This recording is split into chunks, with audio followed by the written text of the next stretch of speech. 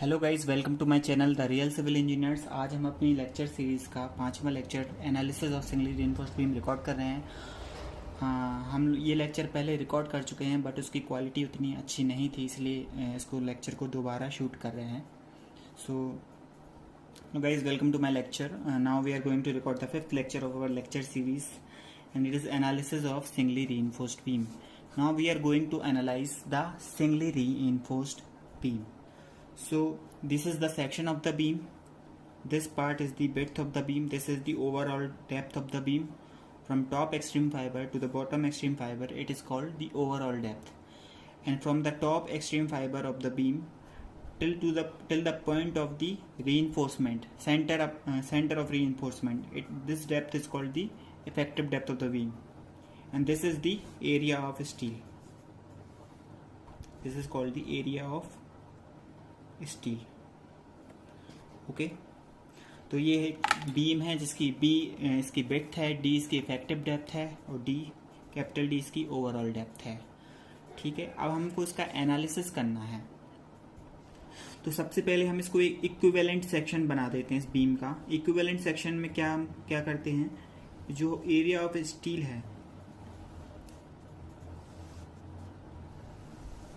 Area of steel को निकाल करके, क्योंकि इसमें एक अजम्पशन बताया गया है कि द सेक्शन इज होमोजीनियस. तो होमोजीनियस सेक्शन ये कैसे हो सकता है, जब तक कि इसकी स्टील बार्स को हटा करके हम कंक्रीट में कन्वर्ट ना कर दें. तो जब हमने इनकी स्टील बार्स को हटाया तो इसको हमने इसके स्थान पर एज अ कंपनसेशन उतने ही अमाउंट का एरिया लगा दिया. तो जो इक्विवेलेंट एरिया होगा वो कहलाएगा m इंटू AST.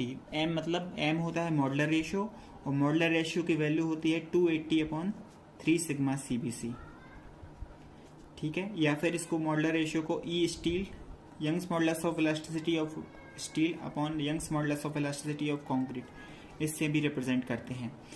क्योंकि जब अब ये होमोजीनियस बन गया, यहाँ पर कहीं पे इसका न्यूट्रल एक्सिस होगा. ठीक है, तो ये जो सेक्शन होते हैं सिंगली रीइंफोर्स्ड सेक्शन, ये 3 तरह के सेक्शन होते हैं. पहला सेक्शन होता है बैलेंस्ड सेक्शन, जैसा कि हम अपने लास्ट लेक्चर में पढ़ चुके हैं. पहला सेक्शन होता है बैलेंस्ड सेक्शन. इसमें क्या होता है, इसमें जो होता है आपकी actual depth of neutral axis XA, ये बराबर होती है critical depth of neutral axis XC के. दूसरा टाइप का सेक्शन होता है आपका under reinforced section. Under reinforced section, इसमें जो होता है आपकी actual depth of actual depth of neutral axis ये कम होती है, लेस देन होती है critical depth of neutral axis से. और तीसरे टाइप का सेक्शन आपका होता है over reinforced section. Over reinforced section, इसमें actual depth of neutral axis is greater than the critical depth of neutral axis.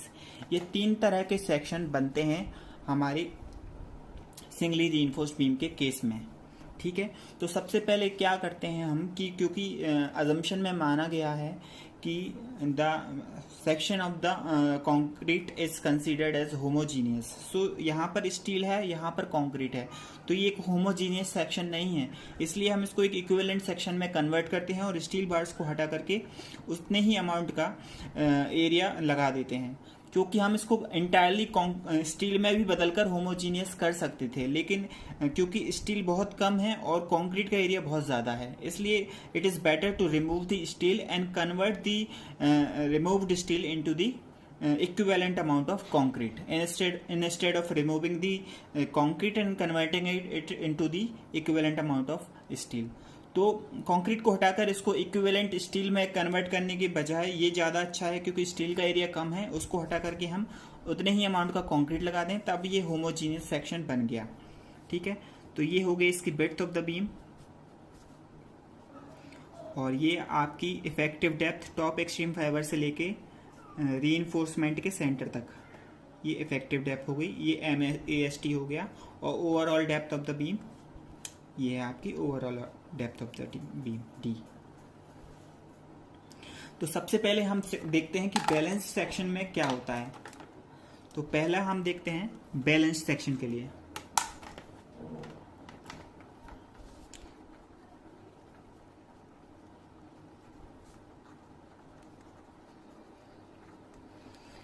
Balance section के लिए क्या होता है, XA बराबर होता है एक्स सी के। ठीक है, तो हमने लास्ट लेक्चर में बताया था, लास्ट लेक्चर में हमने पढ़ा था कि बैलेंस सेक्शन क्या होता है। बैलेंस सेक्शन वो सेक्शन होता है जिसमें कि आपका जो कंक्रीट और स्टील है दोनों ही अपनी परमिसिबल लिमिट पे एक साथ पहुंचते हैं। तो सबसे पहले हम करते क्या है, इसको बहुत अच्छे से समझ लीजिए कि आपको कभी कंफ्यूजन नहीं होगी। कि ये जो बीम है इसको आगे तक प्रोजेक्ट कर देंगे, इसको आपने आगे तक प्रोजेक्ट कर दिया, ये देखिए इसको आगे तक प्रोजेक्ट कर दिया। आप सबसे पहले एक सीधी लाइन ड्रॉ करिए, सबसे पहले एक वर्टिकल लाइन ड्रॉ करिए। ठीक है, अभी हमें पता नहीं है इसका डेप्थ ऑफ न्यूट्रल एक्सिस क्या है। तो बैलेंस सेक्शन क्या होता है, जिसमें कंक्रीट और स्टील दोनों ही अपनी परमिसिबल लिमिट पर एक साथ पहुंचते हैं। तो ये जो हो गया, यहाँ पर कंक्रीट है तो कंक्रीट ने यहाँ पे स्ट्रेसेस लेने चालू किए और यहाँ तक वो अपनी परमिसिबल लिमिट पे पहुंच गया। ये लिमिट हमने मार्क कर दी सिग्मा सीबीसी, क्योंकि कंक्रीट की परमिसिबल स्ट्रेस होती है सिग्मा सीबीसी। और यहाँ पर स्टील ने लेना चालू किया, तो स्टील कहाँ पर है, यहाँ पे तो बिल्कुल नीचे नहीं है स्टील। स्टील के लेवल पे ही एक सीधी लाइन हम ड्रॉ करते हैं, क्योंकि हमें पता है कि जो न्यूट्रल एक्सिस के नीचे का एरिया रहता है वो निगलेक्ट रहता है, उसको इग्नोर करते हैं। मतलब एजम्पशन में कहा गया है concrete below the neutral axis does not take any tension, तो all the tension is taken up by steel only. तो इसकी परमिसिबल लिमिट हो गई sigma S T by M. ठीक है, तो एक पॉइंट हमें ये मिल गया, एक पॉइंट ये मिल गया। तो इन दोनों पॉइंट को जो लाइन ऐड करेगी, जो लाइन इन दोनों पॉइंट्स को जोड़ेगी, वहां पे हमारा जहां पे ये वर्टिकल लाइन को कट करेगी वो हमारा डेप्थ ऑफ न्यूट्रल एक्सिस कहलाएगा। तो ये हमको मिल गया यहां पर depth of neutral axis x a, और जो कि बैलेंस सेक्शन में एक्स सी के बराबर होता है। ठीक है, तो ये हमें न्यूट्रल एक्सिस मिल गया, तो इसको हम सीधा यहां पर अब ले जा सकते हैं। क्योंकि सिंपली सपोर्टेड बीम के केस में जो होता है न्यूट्रल एक्सिस के ऊपर का एरिया, ये आपका न्यूट्रल एक्सिस है, न्यूट्रल एक्सिस के ऊपर का एरिया कंप्रेशन में होता है, तो ये कंप्रेशन में आएगा ये एरिया, और न्यूट्रल एक्सिस के नीचे का एरिया टेंशन में आएगा। ठीक है, तो यहां पर हम बना देते हैं कंप्रेशन। ये आपका कंप्रेशन हो गया। कंप्रेशन मतलब टुवर्ड्स द बॉडी, मतलब बॉडी की तरफ, ये कंप्रेसिव स्ट्रेसेस हो गए। और ये इसको बॉडी माने, अगर इस लाइन को बॉडी माने तो टेंशन क्या होता है, अवे फ्रॉम द बॉडी, तो इसको इसकी तरफ, इससे दूर तक ले जाते हैं इन एरोज को।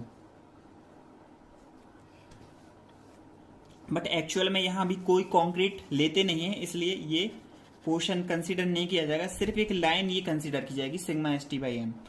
ठीक है, तो अब ये आया कैसे, आप जानते हैं सोम में आपने बेंडिंग फॉर्मूला पढ़ा होगा। सोम में हम बेंडिंग फॉर्मूला पढ़ चुके हैं, M upon I is equal to F upon Y is equal to E upon R. तो M upon I into Y is equal to F. तो ये क्या है, यही बेंडिंग स्ट्रेसेस हैं। तो किसी भी सेक्शन के लिए आई फिक्स होता है और मोमेंट ऑफ रेजिस्टेंस किसी भी सेक्शन के लिए फिक्स रहता है। तो जो आपका बेंडिंग स्ट्रेसेस हैं ये डायरेक्टली प्रोपोर्शनल होते हैं वाई के। तो वाई क्या है, न्यूट्रल एक्सिस से डिस्टेंस है, यही वाई है। तो जैसे जैसे ये ऊपर जाएगा, टॉप एक्सट्रीम फाइबर पे कंप्रेसिव स्ट्रेसेस मैक्सिमम होंगे, ये न्यूट्रल एक्सिस से हमने वाई को मेजर किया, तो G F is directly proportional to Y. तो जितना ज्यादा एफ वाई होगा उतना ही ज्यादा एफ होगा। तो यहाँ पे इस डायग्राम से समझिए, ये न्यूट्रल एक्सिस से वाई का डिस्टेंस जैसे जैसे बढ़ रहा है तो वहां पे कंप्रेसिव स्ट्रेस बढ़ जाते हैं और टॉप एक्सट्रीम फाइबर पे मैक्सिमम कंप्रेसिव स्ट्रेस रहते हैं। ठीक है, तो हम अब देखते हैं moment of resistance under balance section के लिए। सबसे पहले तो हम निकालते हैं आपकी actual depth of neutral axis.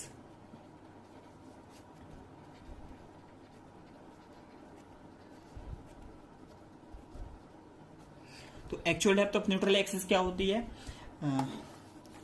ये जो कंप्रेशन एरिया है जे इस न्यूट्रल एक्सिस के अबाउट कितना मोमेंट ऑफ एरिया कितना होगा इसका, बराबर टेंशन जो टेंशन एरिया है इसका न्यूट्रल एक्सिस पे कितना मोमेंट आएगा।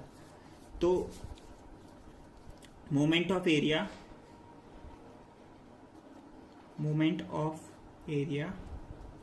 Of compression side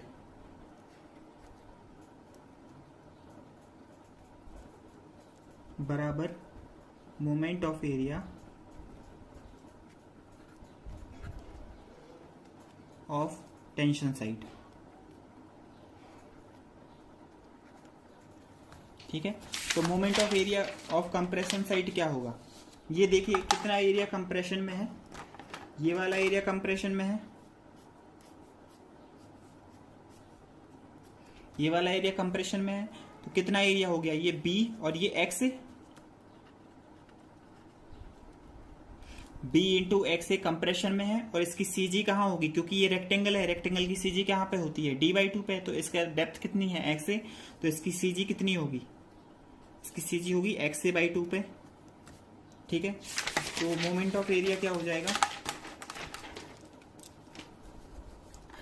B into x और डिस्टेंस फ्रॉम CG X/2 बराबर, अब area moment of area from tension side, तो टेंशन में तो सिर्फ यही है M इंटू AST, लेकिन ये वाली डिस्टेंस D है, ये वाली डिस्टेंस अगर D है तो ये वाली डिस्टेंस क्या हो जाएगी, ये वाली डिस्टेंस हो जाएगी D माइनस एक्स,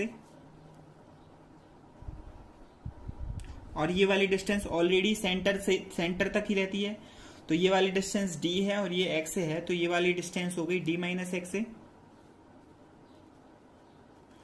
तो एरिया कितना है M into AST, distance D minus x. तो इससे तो आपका निकल जाएगा actual depth of neutral axis. अब आप मोमेंट ऑफ रेजिस्टेंस निकालेंगे, तो मोमेंट ऑफ रेजिस्टेंस होता है force into lever arm, force into lever arm, lever arm होता है इसको Z, तो मोमेंट ऑफ रेजिस्टेंस होता है फोर्स इंटू लीवर आर्म। तो लीवर आर्म क्या होता है, Z इक्वल टू, ये होता है आपका डिस्टेंस बिटवीन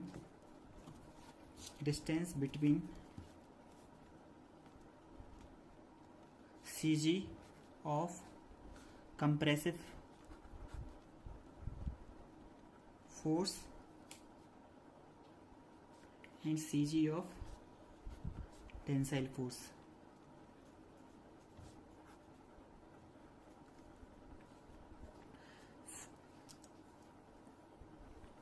तो मोमेंट ऑफ रेजिस्टेंस जो होता है हम दोनों साइड से निकाल सकते हैं, C compressive force into lever arm से, compressive force into lever arm, या तो compressive force into lever arm से निकाल लीजिए, या मोमेंट ऑफ रेजिस्टेंस आप टेंशन साइड से भी निकाल सकते हैं, compression side, tension side, tensile force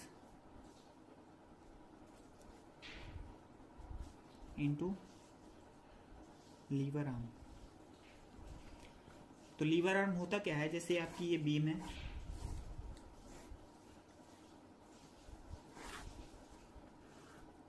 यहाँ पे अपना एरिया ऑफ स्टील दे रखा है,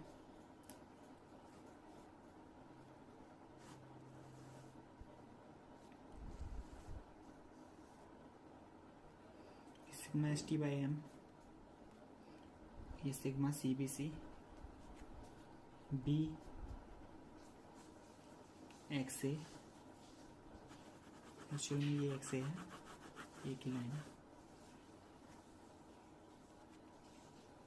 XA बराबर XC, ये हो गया D। तो यहाँ पे देखिए ये आपके लग रहा है कंप्रेसिव फोर्स, इसकी CG पे ये लग रहा है कंप्रेसिव फोर्स C, ये एरिया कंप्रेशन में है और ये एरिया टेंशन में है।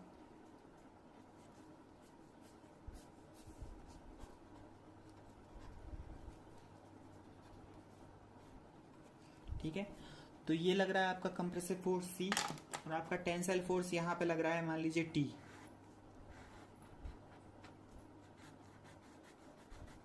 ठीक है, तो इन दोनों के बीच के डिस्टेंस, इन दोनों फोर्स के बीच की डिस्टेंस को हम लीवर आर्म कहते हैं।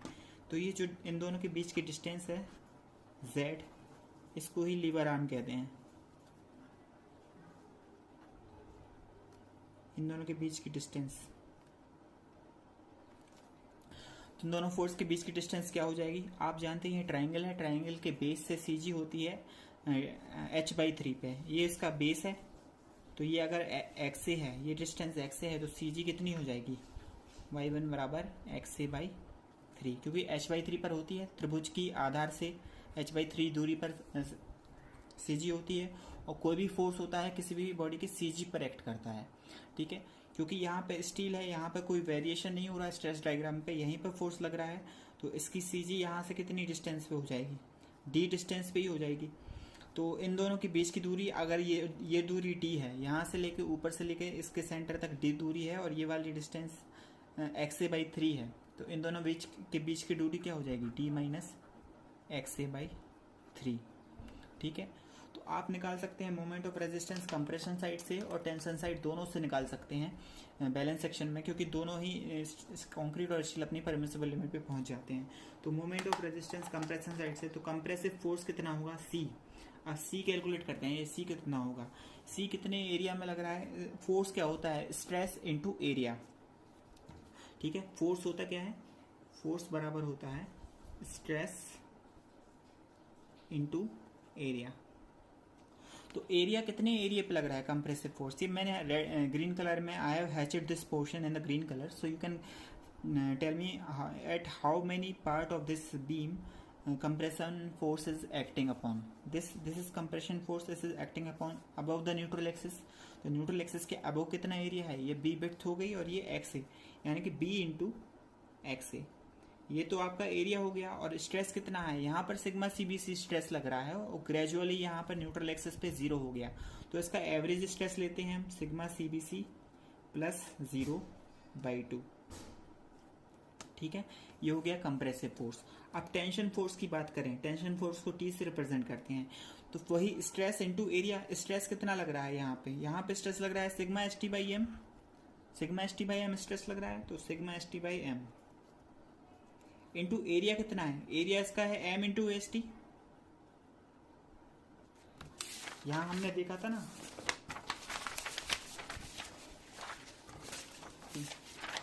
ये हमने देखा था यहाँ पे कि एरिया क्या हो जाता है? m इंटू ST हो जाता है। तो एरिया कितना हो गया? m इंटू ST, ठीक है। और लीवर आर्म कितना है? लीवर आर्म है, यहां हमने निकाला liver arm D minus XA/3, ठीक है।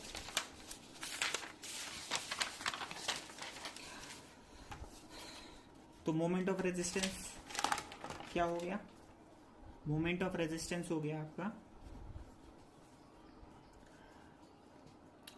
P into XA into sigma CBC/2, area into stress into lever arm D minus XA/3, ठीक है। चूंकि ये बैलेंस सेक्शन है, XA बराबर XC है, तो हम XA बराबर XC रखते हैं इसमें। मोमेंट ऑफ रेजिस्टेंस बराबर B into XC into sigma CBC/2 into D minus XC/3। और हम जानते हैं XC बराबर होता है K into D, last lecture में ही हमने पढ़ा था। और K बराबर क्या होता है? M sigma CBC upon M sigma CBC plus sigma ST, ये हम पढ़ चुके हैं लास्ट लेक्चर में। तो moment of resistance compression side से क्या हो जाएगा? B इंटू, इसको लिख दो KD sigma CBC/2 into D minus KD divide by 3। अब यहाँ से K कॉमन ले लेंगे, सॉरी D कॉमन ले लेंगे यहाँ से, तो क्या हो जाएगा? Moment of resistance compression side से B, यहाँ से D कॉमन लिया तो D square into sigma CBC/2 into K into 1 minus K/3, ठीक है। अब हम लेट J बराबर मान लेते हैं 1 माइनस K/3, तो ये क्या हो जाएगा? 1/2 sigma CBC into K into J into BD square, moment of resistance of compression side. ठीक है, तो moment of resistance of compression side, इसको हम लिख देते हैं इतने पोर्शन को 1/2 sigma CBC into K into J, इसको हम लिख देते हैं QBD square. Moment of resistance बराबर QBD square, where Q equal to 1/2 sigma CBC into K into J, ये होता है। ये फॉर्मूला आप ध्यान रखेंगे जब हम सिंगली रीइंफोर्स्ड बीम की डिज़ाइन करेंगे तो इस फॉर्मूले के यूज से ही करेंगे। ठीक है, और K बराबर हम जानते हैं, K बराबर क्या होता है, M sigma CBC upon M sigma CBC plus sigma ST। इसको यदि हम फर्दर सॉल्व करेंगे तो M सिग्मा CBC को कॉमन लेके काट दें तो ये क्या हो जाएगा, 1/1 plus sigma ST upon M sigma CBC। और हम जानते हैं कि M बराबर क्या होता है, 280/3 सिग्मा CBC। तो ये वैल्यू इसमें रख दें तो K बराबर क्या हो जाएगा, 1/1 plus sigma ST upon M की जगह रख दीजिए 280/3 sigma CBC।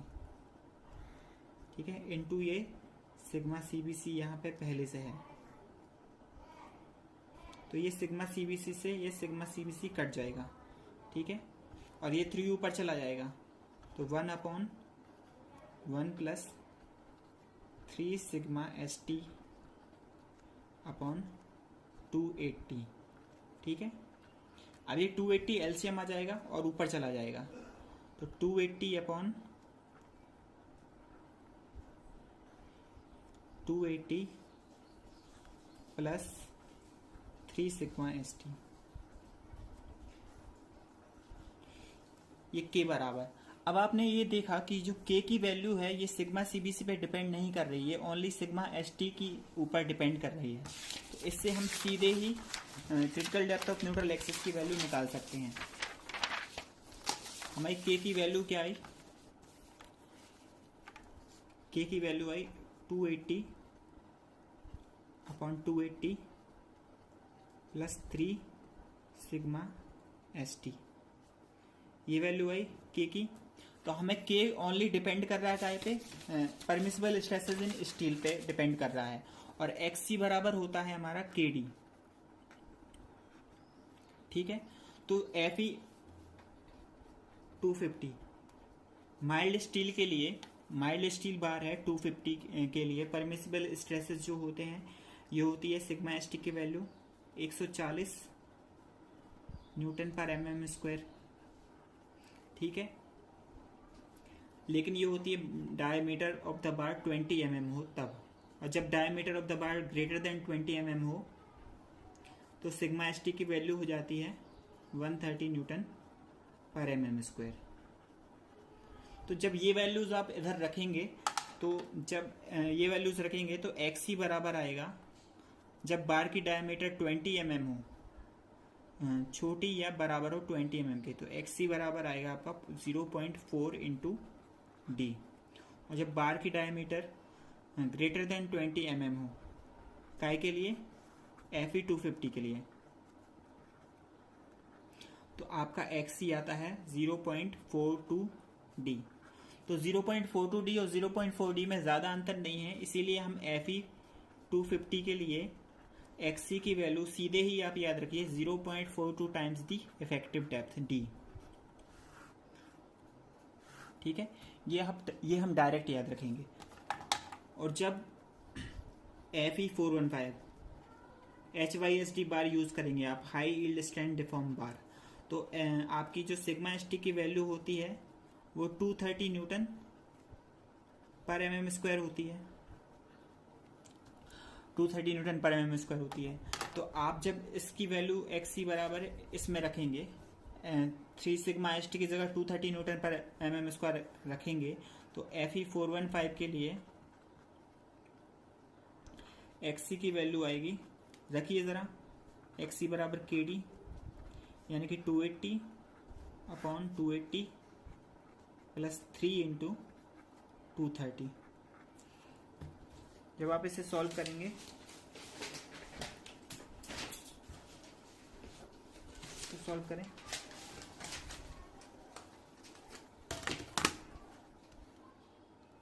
To 230 into 3 plus 280,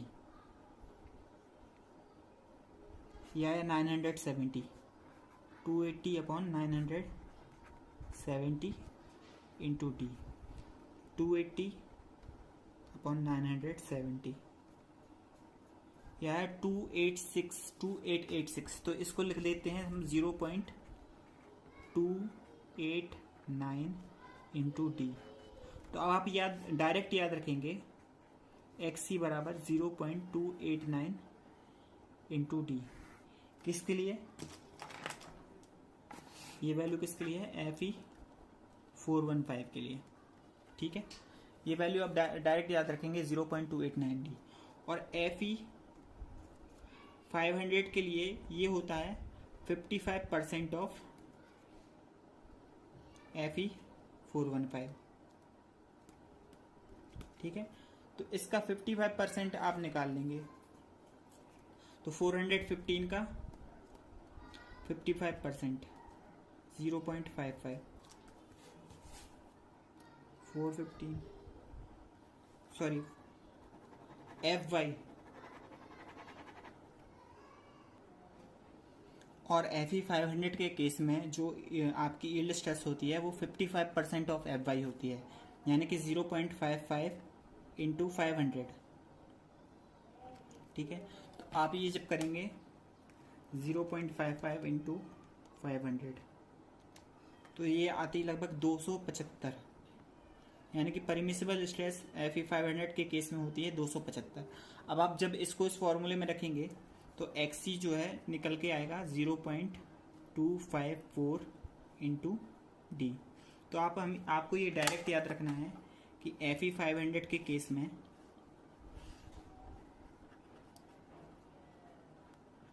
Fe 500 के केस में critical depth of neutral access होती है 0.254 डी। Fe 415 के केस में Xc बराबर होता है 0.289 डी। और माइल्ड स्टील के केस में Fe 250 के केस में Xc बराबर होता है 0.42 डी। ये हम डायरेक्ट याद रखेंगे। ठीक है, तो मोमेंट ऑफ रेजिस्टेंस हमने निकाल लिया कंप्रेशन साइड से, QB_D², इससे हम डिज़ाइन फार्मूले में रखेंगे, याद रखेंगे। और या फिर B इंटू एक्स ए, ये हो गया आपका B इंटू एक्स ए, ये एरिया इंटू सिग्मा CBC/2, ये हो गया आपका average stress, area into stress into D minus XA/3, ये हो गया आपका लीवर आर्म। ठीक है, क्योंकि टेंशन साइड में भी, बैलेंस सेक्शन के केस में टेंशन साइड में भी जो स्ट्रेसेस हैं वो अपनी परमिसिबल लिमिट पे पहुंच गए हैं, इसलिए आप इसका टेंशन साइड से भी मोमेंट ऑफ रेजिस्टेंस निकाल सकते हैं।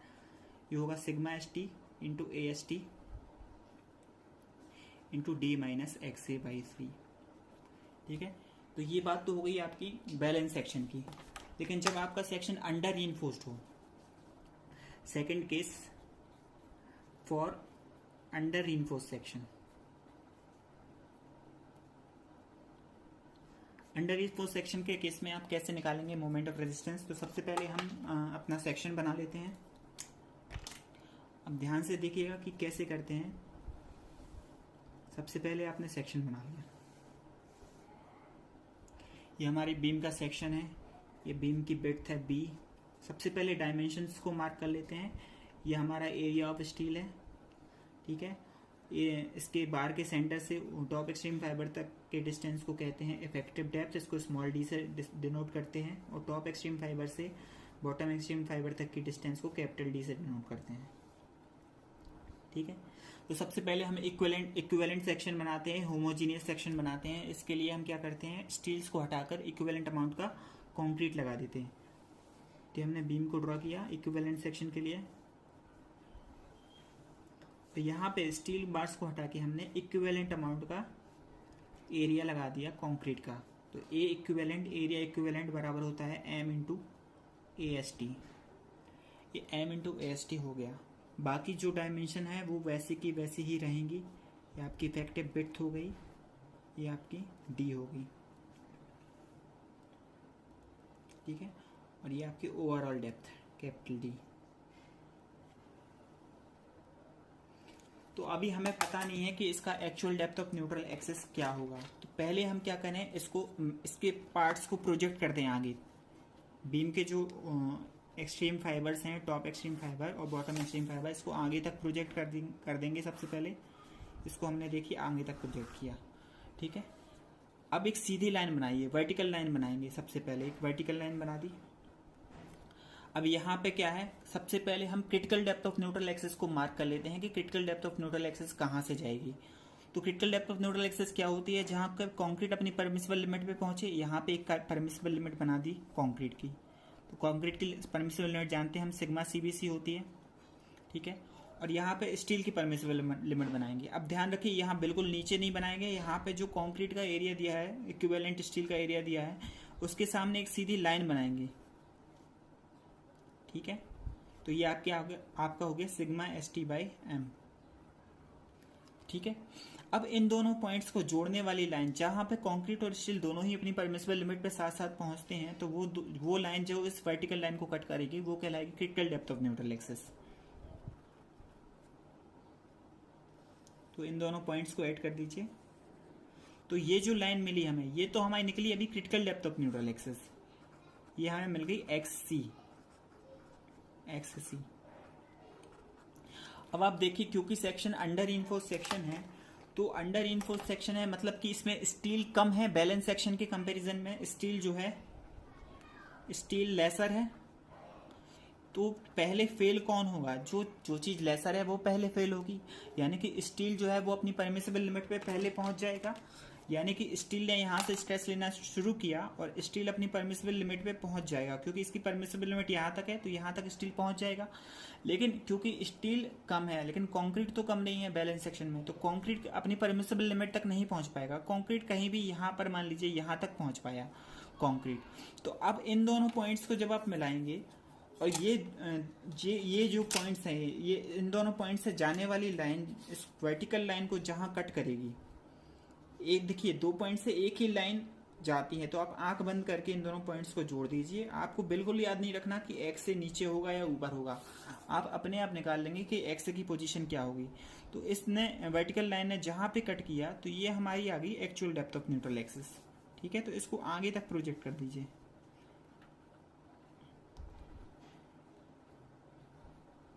ये आपकी निकल के आ गई एक्स से actual depth of neutral axis. अब हमें सिर्फ इतने डायग्राम से मतलब है।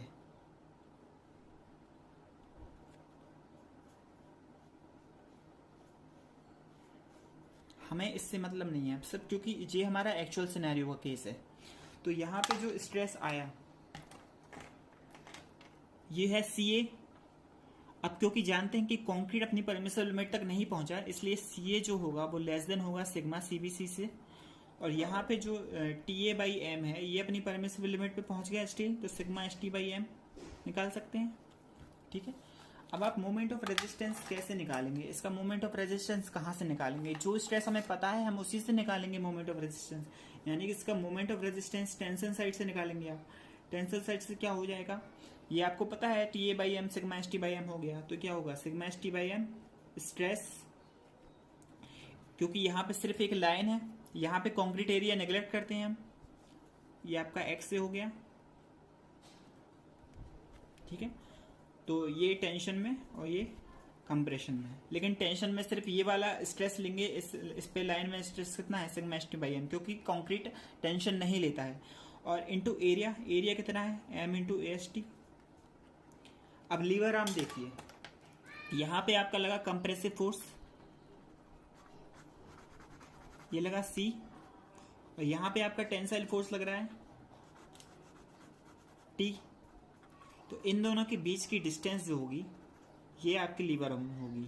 तो ये वाली डिस्टेंस डी है टोटल, और यहां से ट्राइंगल बेस से सीजी होती है XA/3 पे। ठीक है, तो ये XA/3 है, ये आपका डी है टोटल, यहां से लेके यहां तक का ये डी है। तो आपका लीवर आर्म क्या हो जाएगा, यहां से लेके यहां तक का डिस्टेंस क्या हो जाएगा, ये हो जाएगा आपका D - XA/3। ठीक है, तो into lever arm D - XA/3। आप इसमें मोमेंट ऑफ रेजिस्टेंस निकालेंगे टेंशन साइड से। कंप्रेशन साइड से भी आप मोमेंट ऑफ रेजिस्टेंस निकाल सकते हैं, लेकिन पहले आपको ये निकालना पड़ेगा कि इसमें एक्चुअल स्ट्रेसेस कितने आ रहे हैं। तो आप इसमें सिमिलर ट्राइंगल से एक्चुअल स्ट्रेसेस निकाल सकते हैं, सिमिलर ट्राइंगल से।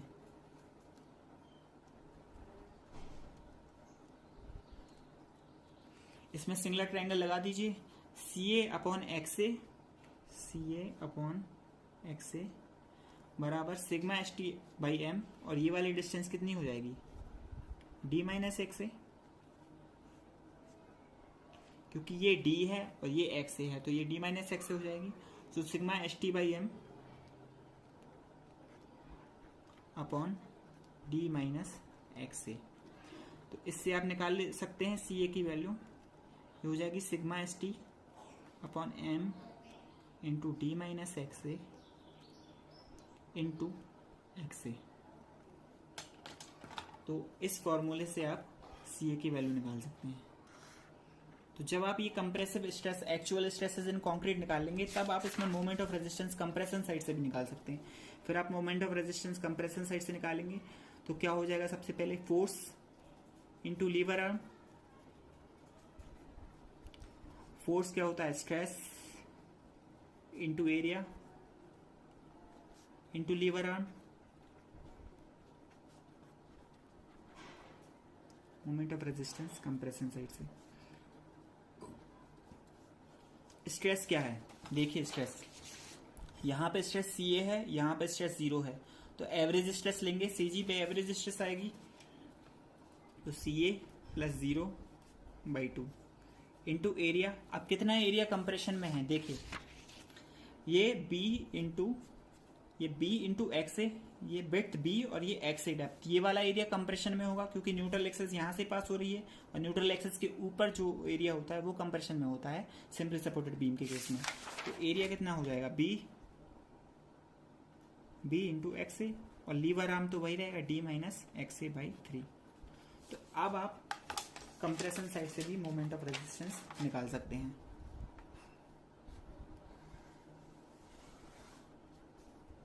ये मोमेंट ऑफ रेजिस्टेंस हो गया कंप्रेशन साइड से। ठीक है, अब तीसरा केस देखते हैं हम। तीसरा केस होता है आपका ओवर रीइंफोर्स्ड सेक्शन का।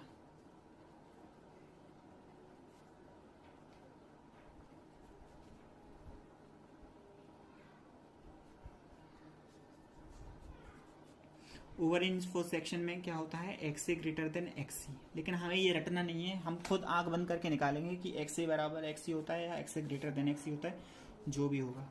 तो सबसे पहले बीम का सेक्शन ड्रॉ कर लेते हैं।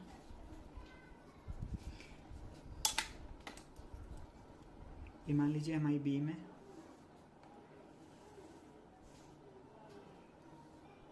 सबसे पहले डायमेंशन को मार्क कर लेते हैं। ये एरिया ऑफ स्टील, ये आपकी breadth of the beam B,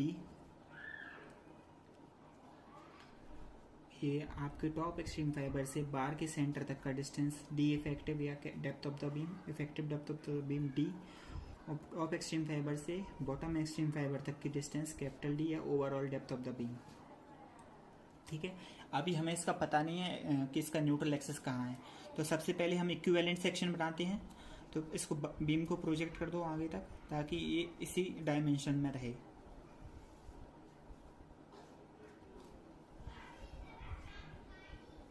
अब क्या है, स्टील को इक्विवेलेंट एरिया ऑफ कंक्रीट में कन्वर्ट करने के लिए इसी के लेवल पे एक स्ट्रिप बना देते हैं, और जो एरिया होता है ये AST है। तो इक्विवेलेंट एरिया ऑफ कंक्रीट जो होगा वो हो जाएगा M × AST। ठीक है, और ये B की विड्थ B है, विड्थ वही है, डेप्थ आपकी वही है, टॉप एक्सट्रीम फाइबर से बार के सेंटर तक का डिस्टेंस D इफेक्टिव या स्मॉल d, और टॉप एक्सट्रीम फाइबर से बॉटम एक्सट्रीम फाइबर तक का डिस्टेंस कैपिटल डी। अभी हमें पता नहीं है इसका कि न्यूट्रल एक्सिस कहाँ से जा रहा है, तो अभी हमने न्यूट्रल एक्सिस ड्रॉ नहीं किया, ठीक है। अब इसको आगे प्रोजेक्ट करो, आगे तक प्रोजेक्ट किया। अब वही प्रोसीजर फिर से रिपीट करेंगे। सबसे पहले हम एक सीधी लाइन बना देंगे, सीधी लाइन बना दी हमने। अब कंक्रीट में स्ट्रेस लेते हैं, कंक्रीट में स्ट्रेस के लिए sigma CBC permissible limit draw कर दी। तो मान लीजिए इसकी परमिसिबल लिमिट है सिग्मा सीबीसी। इसी प्रकार स्टील में, स्टील के लेवल पे एक लाइन खींचेंगे सीधी, क्योंकि कंक्रीट का एरिया हम नेग्लेक्ट करते हैं। तो इसकी परमिसिबल लिमिट ड्रॉ कर दी हमने sigma S T by M, steel की परमिसिबल। अब एक पॉइंट ये हो गया, एक पॉइंट ये हो गया, तो 2 पॉइंट से एक स्ट्रेट लाइन जाती है। तो आप आंख बंद करके इन दोनों पॉइंट को ऐड कर दीजिए। तो ये जो डेप्थ यहाँ पे जहाँ इस वर्टिकल लाइन को कट किया, तो ये निकली आपकी critical depth of neutral axis. Critical depth of neutral axis वो होती है यहाँ पर कंक्रीट और स्टील अपनी परमिसिबल लिमिट पे साइमल्टेनियसली पहुंचते हैं, साथ साथ पहुंचते हैं। यहाँ कंक्रीट अपनी परमिसिबल लिमिट पे पहुंच गया, यहाँ स्टील अपनी परमिसिबल लिमिट पे पहुंच गया, ठीक है। अब हमें एक्चुअल सिनेरियो देखना है कि एक्चुअल में हो क्या रहा है ओवर रीइंफोर्स के केस में। तो ओवर रीइंफोर्स में क्या है कि स्टील क्या है, ओवर है बैलेंस सेक्शन से, स्टील ओवर है यानी कि स्टील ज्यादा है। तो स्टील ज्यादा है तो स्टील तो फेल होगा नहीं, पहले फेल क्या होगा, जो कम है कंक्रीट बैलेंस सेक्शन की कंपैरिजन में कम है, तो पहले कंक्रीट फेल होगा।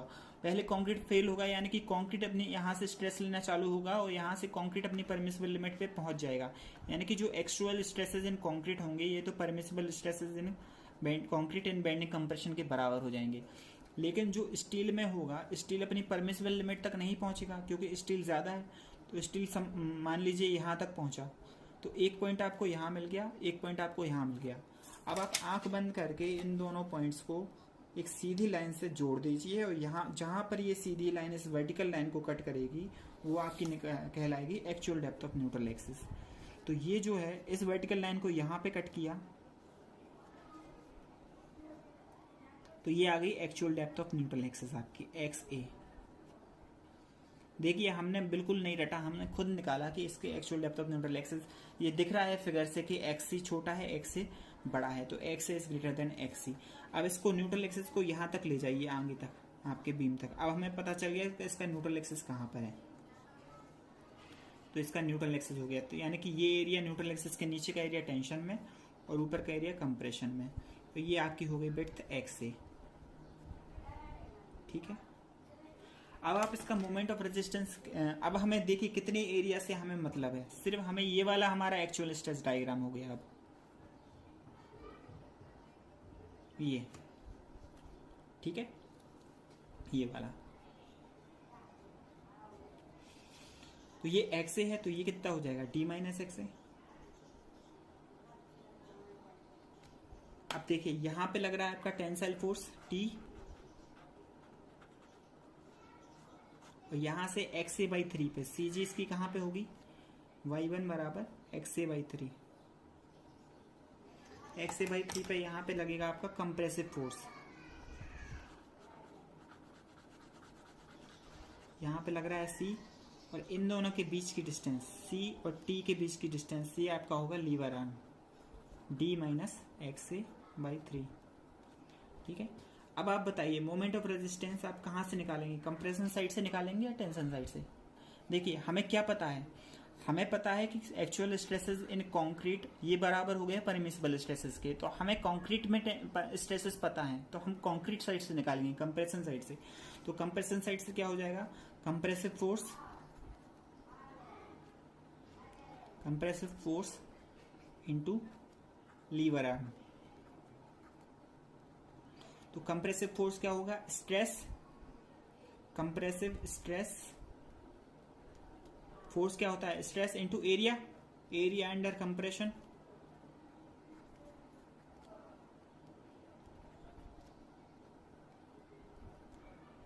Into lever arm. अब आप बताइए कंप्रेसिव स्ट्रेस कहाँ है, यहाँ पे तो सिग्मा सीबीसी हो गए टॉप एक्सट्रीम फाइबर पे, और यहाँ से ग्रेजुअली डिक्रीज होते होते न्यूट्रल एक्सिस पे, जैसे ही न्यूट्रल एक्सिस पे आए तो 0 हो गए।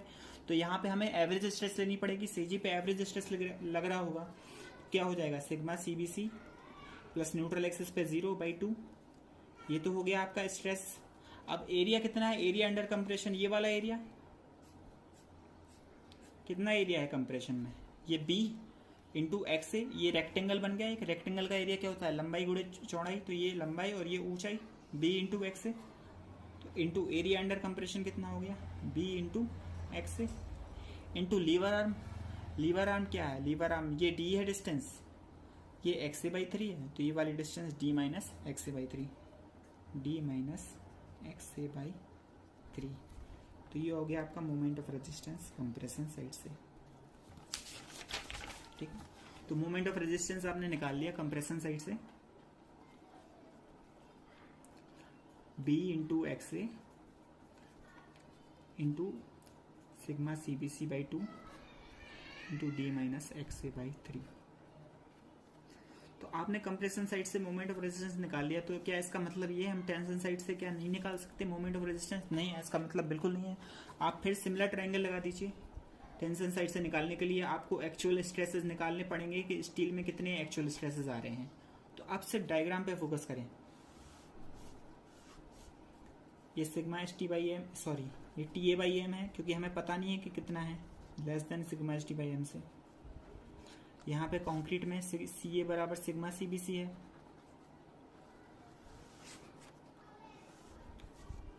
ये आपका एक्स ए है,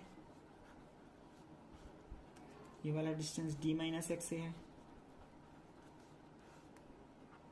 ठीक है, तो अब जब आप इसमें सिमिलर ट्रायंगल लगाएंगे तो सिमिलर ट्रायंगल में क्या हो जाएगा, सी ए यानी कि sigma C B C upon X A बराबर ये sigma S T by M से कम है, यानी कि ये कितना है actual T A by M, T A by M upon इसकी दूरी कितनी है डी माइनस एक्स ए। तो टी ए बराबर निकाल लेंगे एक्चुअल स्ट्रेसेस कितने हैं, टी ए बराबर क्या हो जाएगा sigma C B C upon X A into D minus X A. Sigma C B C M, M इधर नीचे जाएगा और इसमें गुणा हो जाएगा, M into sigma C B C D minus X A upon X A. इससे T A की वैल्यू निकल आएगी। फिर आप moment of resistance tension side से भी निकाल सकते हैं। टेंसाइल फोर्स, फोर्स क्या होता है stress into area, stress T A into A S T into D minus X A by 3, M से एम कट जाएगा, T A by M into M A S T. तो इस तरह से आप टेंशन साइड से भी मोमेंट ऑफ रेजिस्टेंस निकाल सकते हैं। चलिए, तो अभी तक जो हमने समझा उस पर बेस्ड एक क्वेश्चन कर लेते हैं। क्वेश्चन ये है कि find out the moment of resistance of a beam of section 400 mm by 600 mm overall depth, 600 mm overall depth दी गई है। Overall depth with effective cover 50 mm effective cover, M25 grade of concrete दे रखा है और Fe415 grade of steel दे रखा है, is being used. Area of steel दे रखा है, 3 बार्स हैं 16 mm डायमीटर की।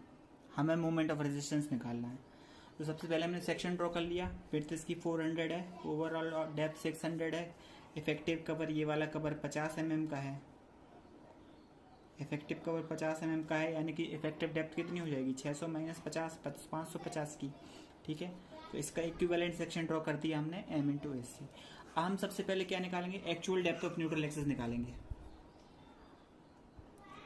Actual depth of neutral axis, actual depth of neutral axis कैसे निकालते हैं, moment of compression area, moment of area ले लेते हैं, मोमेंट ऑफ एरिया। तो moment of compression area B into X A by 2, ये area हो गया बी इंटू एक्स ए, ये सी जी एक्स ए बाई 2 बराबर M into A S T into D minus X A. ठीक है, ये एरिया और ये distance from C G to neutral axis.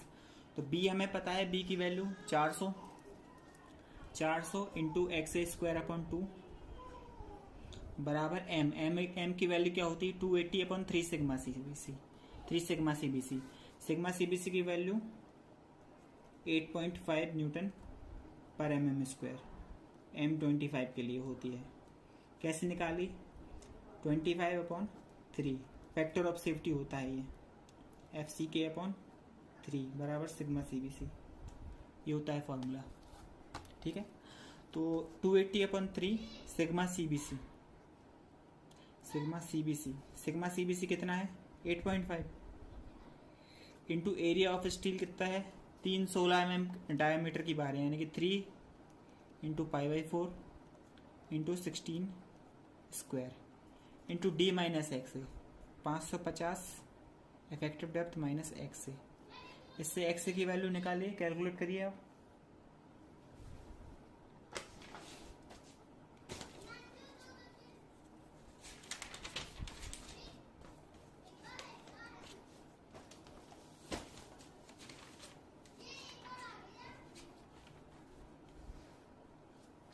जब आप इसको सॉल्व करेंगे तो एक्स की वैल्यू आएगी 119.5 mm, 119.5 mm निकल कर आएगी।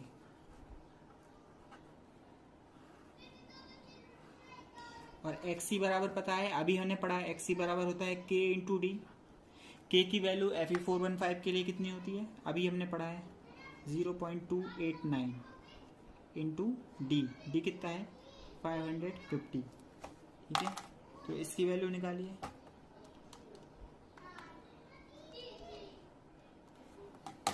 तो एक्सी की वैल्यू आ गई आपकी 158.95 mm।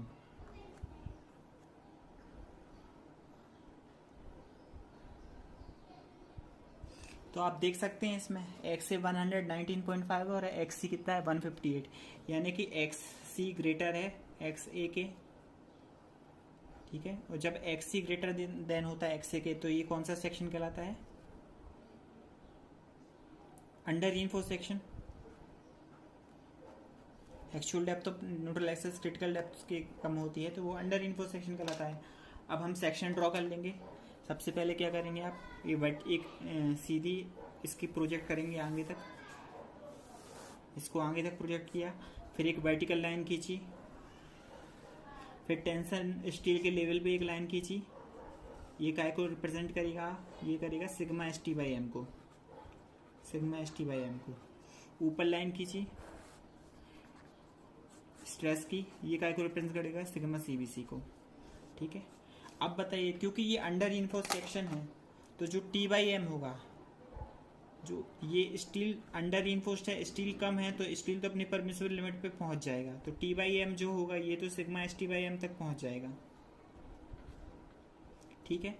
लेकिन अभी critical depth of neutral axis बात कर लेते हैं। क्रिटिकल डेप्थ क्या होती है, जहां पे दोनों ही परमिसिबल लिमिट साथ में पहुंचती हैं, तो इन दोनों को आपने जोड़ दिया, ठीक है।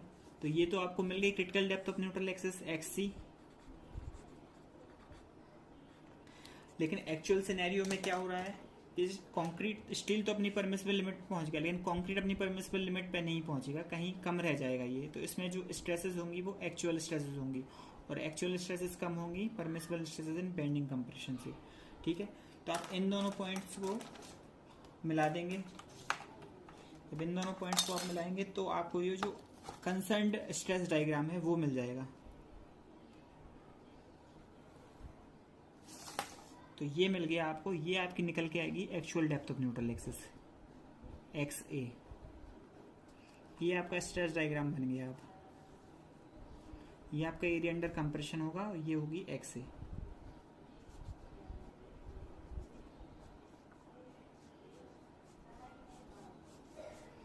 ठीक है, तो यहाँ पे कंप्रेसिव फोर्स लग रही होगी आपकी सी, यहाँ पे आपकी टेंसाइल फोर्स लग रही होगी टी। ये आपकी लीवर आर्म हो जाएगी D minus X A by 3 पे होता है बेस से, तो डी माइनस एक्स ए कितना है 119.5 बाई 3, ठीक है। तो आप मोमेंट ऑफ रेजिस्टेंस कहाँ से निकालेंगे, क्योंकि अंडर इन्फोर्स्ड सेक्शन है तो आपको स्टील में स्ट्रेसेस पता है कि स्टील में स्ट्रेसेस तो सिग्मा एस टी हो गई, लेकिन आपको कंक्रीट के स्ट्रेसेस नहीं पता कि सी ए कितना है। तो आप moment of resistance tension side से निकालेंगे। तो moment of resistance tension side से क्या हो जाएगा, sigma S T into A S T into D minus X A by 3। Sigma S T क्या है, कौन सा ग्रेड है स्टील का, 415 के लिए सिग्मा एस टी कितना होता है 230 इंटू एरिया ऑफ स्टील कितना है 3 इंटू π/4 इंटू 16 का square π/4 D square into D minus X by 3, D पता है आपको 550 माइनस 119.5 बटे 3, ये आ गया आपका moment of resistance tension side से। इसको सॉल्व करिए।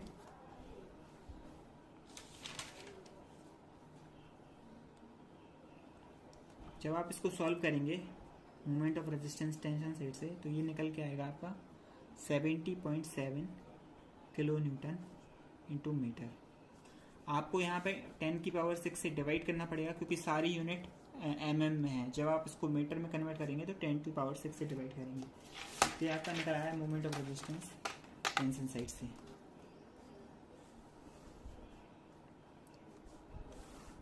लेकिन अब हमें कंप्रेसिव स्ट्रेस भी निकालने हैं कि कितने आ रहे हैं। तो इसमें आप सिमिलर ट्रायंगल लगा दीजिए।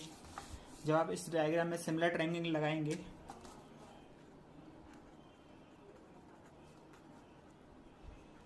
सिमिलर ट्रायंगल से क्या हो जाएगा, ये CA है, CA अपॉन एक्स ए बराबर हो जाएगा ये sigma ST by M upon D minus X A. ये वाली डिस्टेंस कितनी होगी, डी माइनस एक्स ए, ठीक है। तो CA बाई एक्स ए बराबर sigma ST by M upon D minus X A. CA बराबर क्या हो जाएगा, सिग्मा ST 230 अपॉन एम कितना होता है 280 upon 3 sigma CBC 3 into 8.5 into D minus X 550 minus 119.5। इससे CA की वैल्यू निकल आएगी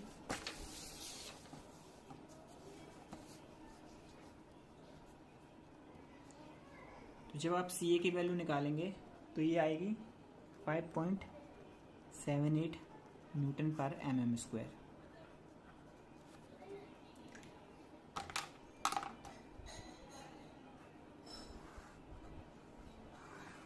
जो कि देखिए अब CA क्या है, कम आ गया सिग्मा CBC से। सिग्मा CBC कितना था 8.5 न्यूटन पर mm स्क्वायर, लेकिन एक्चुअल स्ट्रेस आ कितना रहा है आपके कंक्रीट में 5.78 न्यूटन पर mm स्क्वायर। मतलब यदि आप इसको लेके अगर मोमेंट ऑफ रेजिस्टेंस निकालते तो वो ज़्यादा आ जाता, क्योंकि एक्चुअल स्ट्रेसेस अपनी परमिसिबल लिमिट पे पहुंचे ही नहीं था। यहाँ पे एक्चुअल स्ट्रेसेस आ रहे थे 5.78 न्यूटन पर mm स्क्वायर। अब आप मोमेंट ऑफ रेजिस्टेंस निकाल सकते हैं कंप्रेशन साइड से भी। ये क्या हो जाएगा, B इंटू एक्स ए, एरिया इंटू स्ट्रेस CA। यहाँ पे CA लग रहा है, यहाँ पे देखिए डायग्राम पे, यहाँ पे CA लग रहा है, यहाँ पे 0 है, तो एवरेज स्ट्रेस क्या हो जाएगी CA प्लस 0/2। तो क्या हो जाएगी CA plus 0/2 stress into area into lever हम D minus X A by 3।